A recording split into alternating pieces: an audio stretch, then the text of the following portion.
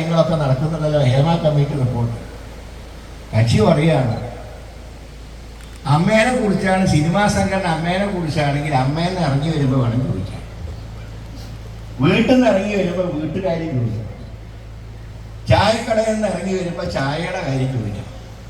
അപ്പൊ എനിക്കൊരു സംശയം, അപ്പൊ ഈ ബലാത്സംഗത്തിനെ കുറിച്ച് ചോദിക്കുകയാണെങ്കിൽ കഴിഞ്ഞ് ഇറങ്ങി വരുമ്പോഴാണ് ചോദിക്കുക. അതാണല്ലോ ഞാൻ അറിയാൻ ചോദിക്കില്ല. ഇങ്ങനെയാണ് ഈ ഇക്വേഷൻ എങ്കിൽ ഈ ചോദ്യം ചോദിക്കേണ്ടപ്പോഴാണ് ഇത് കഴിഞ്ഞിറങ്ങി വരുമ്പോൾ. ഇത് പറയാൻ പറ്റും ഏത് നേരത്തെ നടക്കുന്നത്. അപ്പോൾ നമ്മുടെ സംസ്ഥാനം സാക്ഷര കേരളത്തിലും ഒക്കെ മുൻപന്തിയിലാണ്. സാക്ഷര കേരളം, സുന്ദര കേരളം എന്ന് പറയുമ്പോൾ ഇന്ന് ഹേമ കമ്മിറ്റി റിപ്പോർട്ട് വാതിൽ മുട്ട ബലാത്സംഗം എന്ന രീതിയിലേക്ക് ഈ കേരളം സംസ്ഥാനം എത്തിച്ചേർന്നിരിക്കുകയാണ്. പൂരങ്ങൾ പോലും മര്യാദയ്ക്ക് നടക്കാൻ കഴിയാത്ത അവസ്ഥ. അതായത് ഞാൻ പറഞ്ഞത്, കുട്ടികളെയും കൊണ്ട് ടി വിയുടെ മുമ്പിൽ ഇരിക്കാൻ കഴിയാത്ത അവസ്ഥ.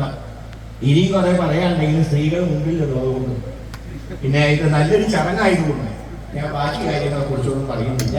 ഏതായാലും ഒരിക്കൽ കൂടെ ഇതിന്റെ സംഘാടകരെ അഭിനന്ദിക്കുന്നു.